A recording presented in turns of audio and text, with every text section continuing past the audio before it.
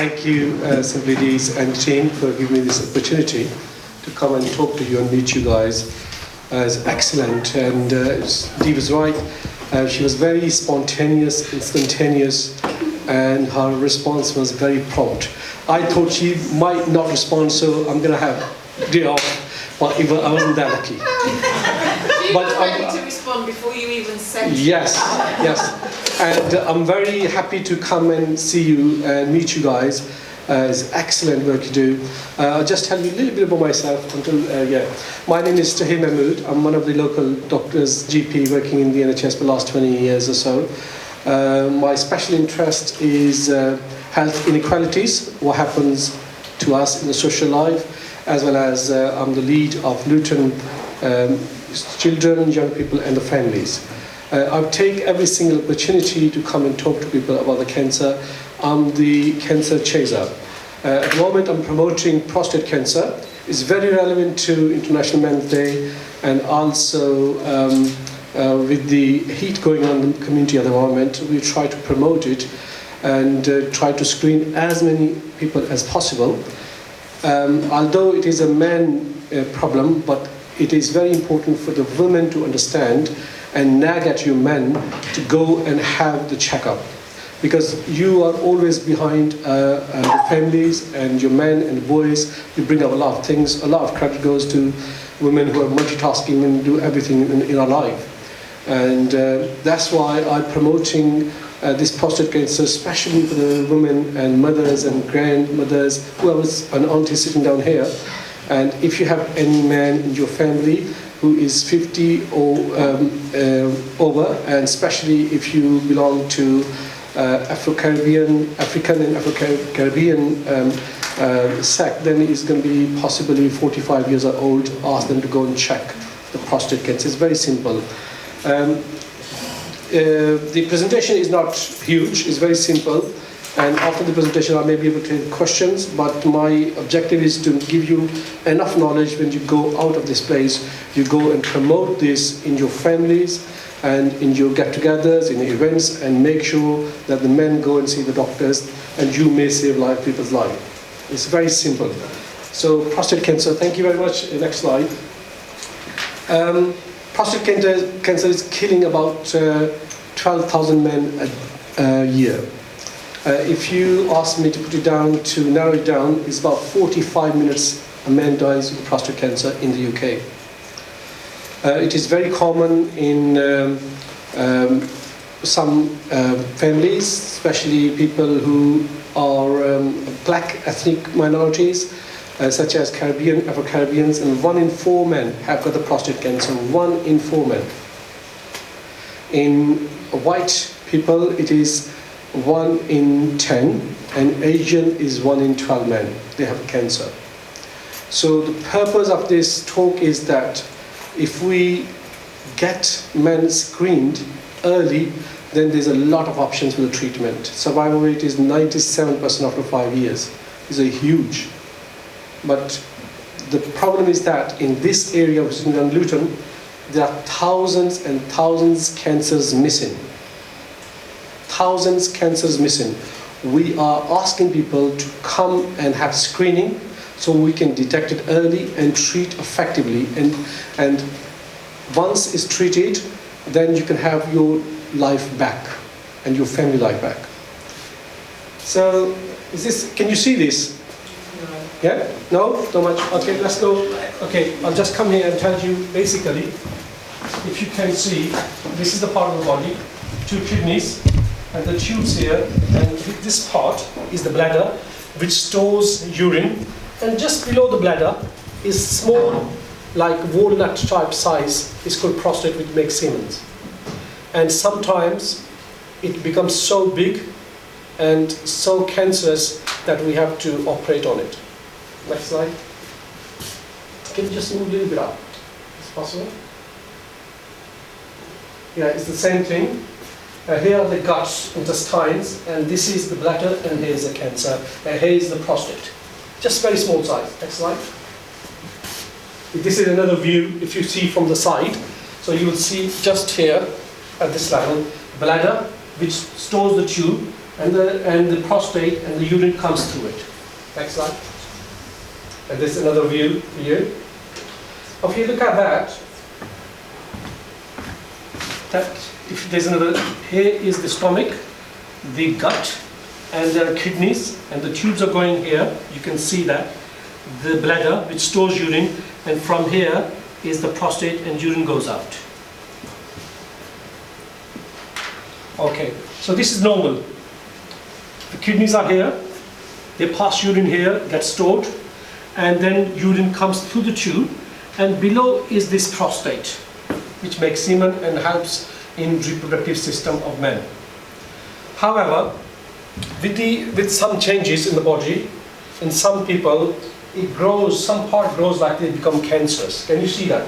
When it becomes cancerous, it pushes the tube, and that time men start feeling something, not able to pass urine, maybe passing urine often, maybe they see the blood in the urine, sometimes blood in semen, sometimes they have a backache. So these sort of things. So this become cancerous. Once it becomes cancerous, it can go to other part of the body. Next tube. Next. Okay, this is another view. As I said, this is normal, and this is normal, and you can see that prostate underneath the bladder, this area, sometimes it becomes cancerous, and there's a lesion here, cancer lesion. That's why we wanted people to come and go for the doctors to screen it, and if we catch it early, this can be treated very effectively. Next one. This is another view. This is normal urine, prostate, and this is the way. That's why I said just a repetition of the another slide. Yeah, next. Okay. So as I say, when we grow, when our temples become grey, just remember this, we are at risk of having bladder, prostate cancer. Not every person who has got urine problem has got a cancer. It could be some simple enlargement of the prostate as well. But in some ethnicities, more common, like as I mentioned in black men, 1 in 4 people, 1 in 4 black men have got a prostate cancer. Okay, and white people is 1 in 10, and Asians 1 in 12. We don't know the reason. Why is that? Why is that? We don't know exactly the reason. Okay, it could be so many things, like someone has got a family history, someone's dad, granddad's uncle had prostate cancer, they are a high risk. If someone's a woman in the family has got breast cancer, and the men in that family, they're high risk of having prostate cancer. And also some kind could be faulty gene, could be because of smoking. There are so many things which are linked up. What exactly causes prostate cancer, we simply don't know. Or we know that once this cancer is there, we need to treat it. Next one. Next again. So how we do it? We invite people to surgeries. We do a simple blood test. And the blood test shows that the prostate, I show you, it secretes a specific substance in the blood. It's called PSA. Okay? And when that level is high, we suspect there may be something wrong. But that does not mean that it is cancer.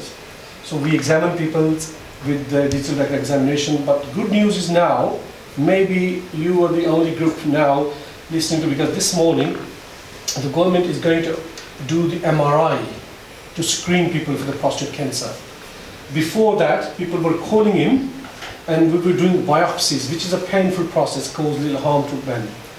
Taking the biopsy from the prostate, which is a surgical procedure, but this is going to be MRI, which is just going through the scanner, and we'll find out whether someone's got cancer or to what degree has got a cancer.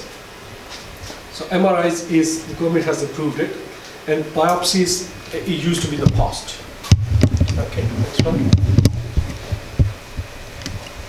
So as I say, if people they're unable to control their weight, they smoke, and diet is not great, these people are at risk. Next one. Symptoms. Mostly, if someone has got problem passing urine, for example, going to the loo often, maybe coming back again, going back again, taking time to pass urine flow is not great, they drop the urine on the pants, they notice blood in the urine or blood in the semen. Sometimes they have a new onset of backache which can cause problem, and sometimes there's no symptoms. So therefore, the biggest risk factor is the man, being a man, okay, and the other risk factor is the black ethnicity and the age, 45 or 50 and over. Every man at the age of 50 should have prostate screening, cancer screening for the blood test, and it has to be done every year. It's not that mean that we just have one now and then forget the rest of the 10 years. No, every year should be. So that's why I'm promoting it, giving a little bit of knowledge to people to go and ask your doctor to remind them to do the blood test every year, like we check your kidneys, blood sugar, cholesterol, health checks, 40 years, 55 years, 50 years of age. So this should be the part of routinely should be including in your health checks. So people, they feel that they haven't emptied this bladder and they have to go back to the loo, and feeling that they can't pass urine sometime, and dribble, all these symptoms. But that does not mean that this is because of the cancer. Sometimes prostate is getting bigger with the age anyway. When you get bigger with the age, it squeezes the tube passing urine. That's why people, they get symptoms. But most important things which could be very alarming is the blood in the urine or blood in the semen. Next slide. As I say, it could be anything. It can be back pain when, for example, many people, they come to us and they come with a backache, we do scan and we find out there was a cancer coming from the prostate, gone already into the bones. Okay, and sometimes the cancer has spread to the lungs, to the liver, even to the other part of the body, which means that chances of survival are lesser and lesser, and the treatment options are very rudimentary at that time. Okay, next one. Next again. So that's it. Next one. There's another one. Sorry, go back here. If you go to basically prostate cancer, UK prostate cancer's website, you'll see the self-check. It's a 30 seconds link. You put your details there. Within 30 seconds, they will tell you whether you are high risk or not, whether you need further assessment. Next one. So as I say, the survival rate, if we catch it early, is about 97 to 98% for 5 years. And if we catch it early, then there are a lot of options. Sometimes people, they do not need treatment. They just need surveillance every 6 months or 1 year. But sometimes if there's a prostate cancer there, we think we need a treatment, they have very effective treatment if we catch it early. That's why I'm here to talk to you, to promote prostate cancer screening. But if it has already gone to the lungs, maximum people, they survive 19 months, liver 14 months, and bones 21 months. It is not great once it's had spread it. Then options are very reduced how we're going to do that. Next one. That's what I was talking about, nearly, if we catch it early, nearly 100% survival rate, and 30% rate if he has spread it. Next one. And thank you very much. I'll take the questions.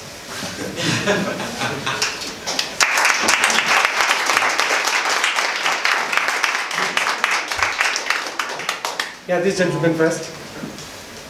When is the MRI coming to Luton? It's very soon. It's a good news that government has approved that we don't know yet, but today was the news, breaking news, that we're going to do as a screening tool for MRI. But until then, we keep doing the blood test. Blood test is very, very important way of detecting early cancer, and we can repeat it as well. Yes? Can I just ask, you mentioned obviously about the GP screening. Is that something that should be offered by your GP practice if you are a male over the age of 50? It is being done, but sometimes they forget to put the PSA, but it has to tell people as well. In my surgery, I do it, even sometimes without telling people that I have to include it, or I tell them, by the way, I'm just going to do the prostate test as well. Okay, it should be done. but it is not the part of the package you normally do, like health check where you go to the doctors 50 years, but it should be done. I'm very, very prone to it. I'm asking all the doctors to do this by default. You're not invited to it like you are cervical screening. No, that's what Yeah. I thought. That's what Yeah. I was sort of wondering. I wondered if they, because obviously they've got your medical records, they'll know you've got a male over a certain age and his ethnicity, whether it's something that they've said, suggested you have done. But Yes, as far as I know, you're not invited to it like a cervical screening. No. It's part of, you've gone to the doctor and we will also do X, Y, Z. Yes, that's why we're making more and more people aware about this thing. So when they go and tell the doctors to do this, sometimes you don't need to even see a doctor for this, for the blood test. You just pick up the phone and say, I want to do the prostate screening test. If you are 50 over, or if you're African, Caribbean, 45, I will say that.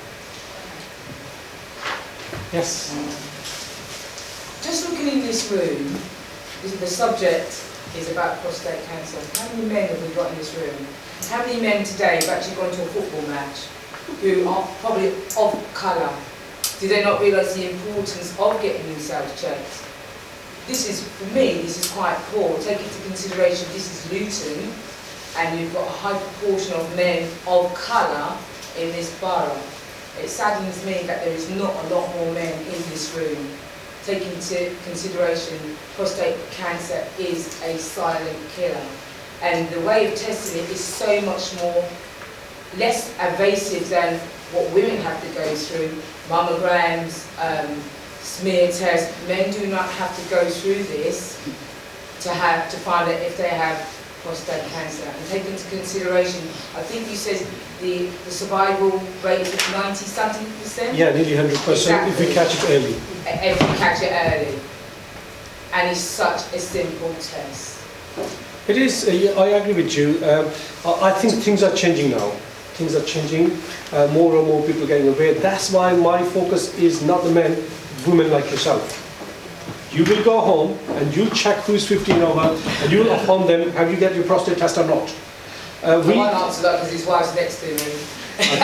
No, yeah, this is, you can go and talk to people. I go to churches, temples, gurdwaras, mosques, markets, everywhere you give me a chance. Because you never know, your word might change someone's life. Especially I speak to go gurdwaras and other areas and tell women, if the men are not there, go and ask these things.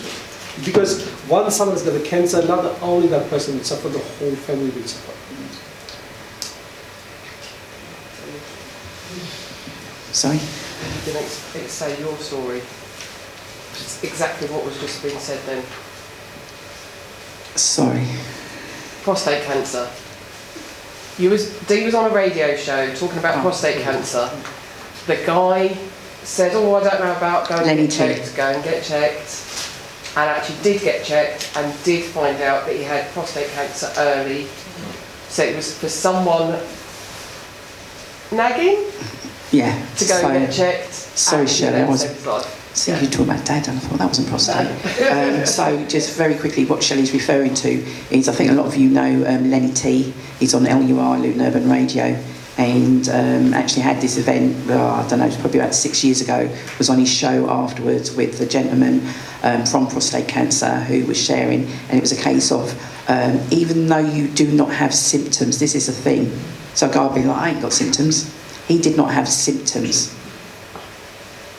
He was in his 50s at the time, and I sort of, because after I thinked it, I was exactly what he's saying now. I was nagging all the guys, have you? And they're like, oh, for God's sake, nagged him.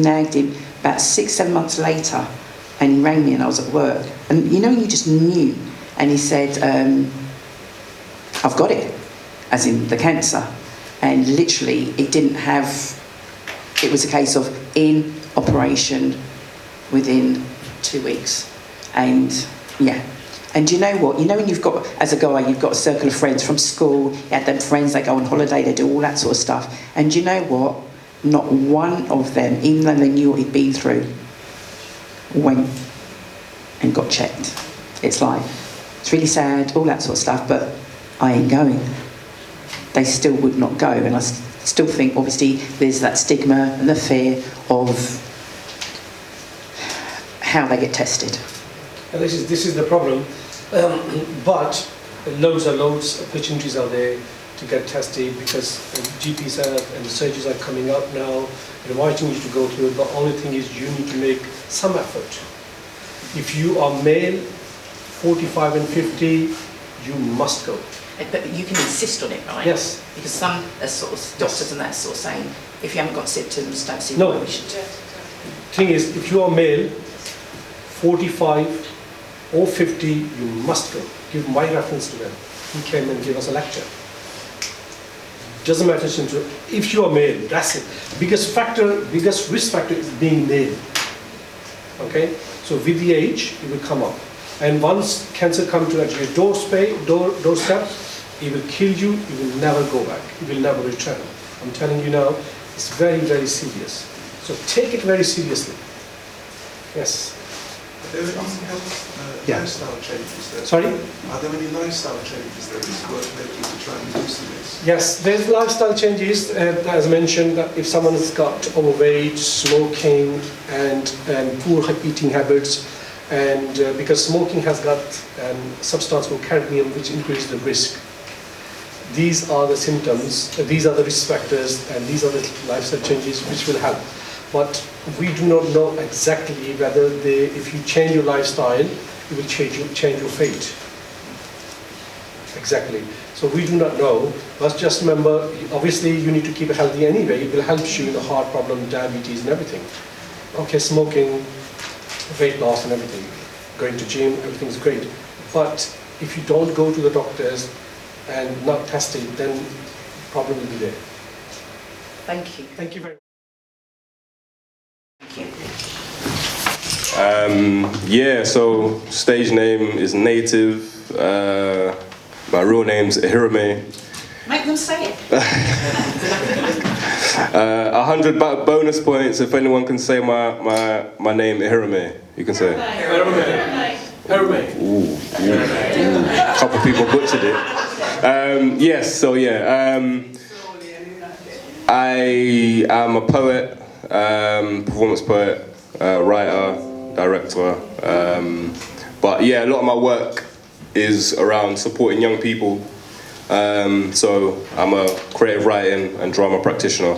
So I use a lot of my expertise to support young people in expressing themselves. I run a theatre company. I'm a director of a theatre company in London, and yeah, it's kind of it really. Don't know what else to say. Being coy, being shy. Don't know what else to say. I didn't realise I'd have to come up and be prompting you, but I will.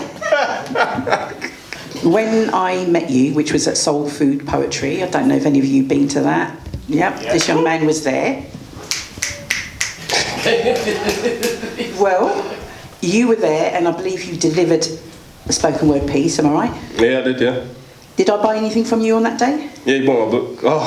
I bought your book. Oh, he's an author as well. Please. You See, I'm you know what terrible it's at like this. when somebody asks you, you say so much about your friends, that is all of us, or so much about your friends, we could write pages. When it's about yourself, it's like, I only do this, or I only do that, and actually there's so much more. So, yeah, come on, tell the guys. Yeah.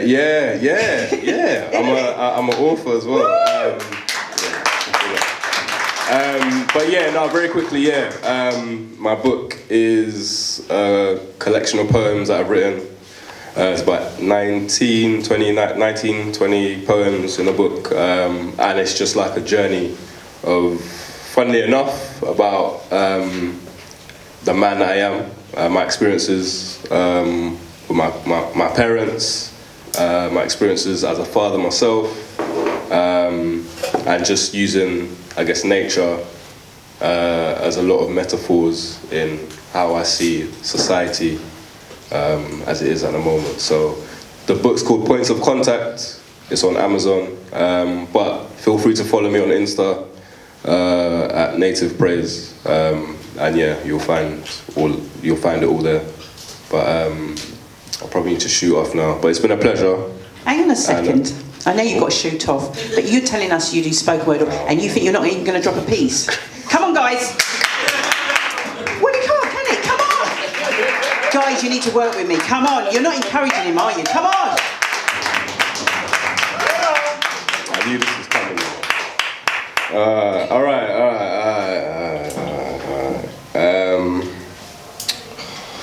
You knew this was coming when you were ready. Something like that. What should I do? Cool, 1 second.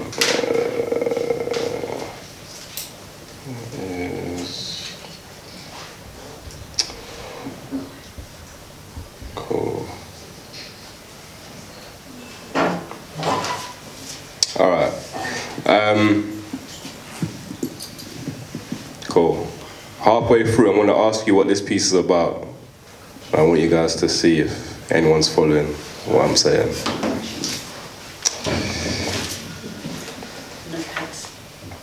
Cool. They scoped around looking for their designated base that they'll invade, methodically assessing the situation at hand. Preparation was key to execute this grand plan. The exterior grooves, designs, and colours were mouth-watering. Feeling very confident that they had picked the best out of the local area. But the window in which this could be done was closing, and limited edition meant that this was the only time the opportunity was available. Haste and finesse were enemies, and the ability to make knee-jerk decisions was daunting, but it had to be done. They peeked through the interior. They peeked through the only hole big enough to see the interior. It was fancy, untouched, perfect. So, as you do, they inserted themselves into it. 2 parallel spaces that were very fitting for these foreign inhabitants. On either side, walking around, visualizing themselves as the owners of this investment via mirrors. The decision was made. The space was theirs. The honeymoon period in reverse. The worst was yet to come. Painful regret, annoying agony, and minimal movement were the titles of the next coming weeks. The space felt packed, and the pair were grumpy. But they persevered as they were in it for the long game. The repetitive days had come to an end, and to their surprise, the break-in period was over. Now, before I say the last line, can anyone give me an idea of what I'm talking about? Just anything.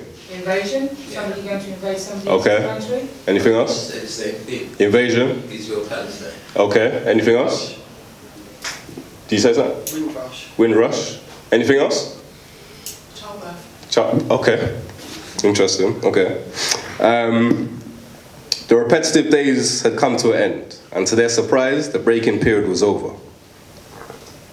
They could walk freely, comfortably, and fashionably into the sunset in their new fresh pair of trainers. Thank you.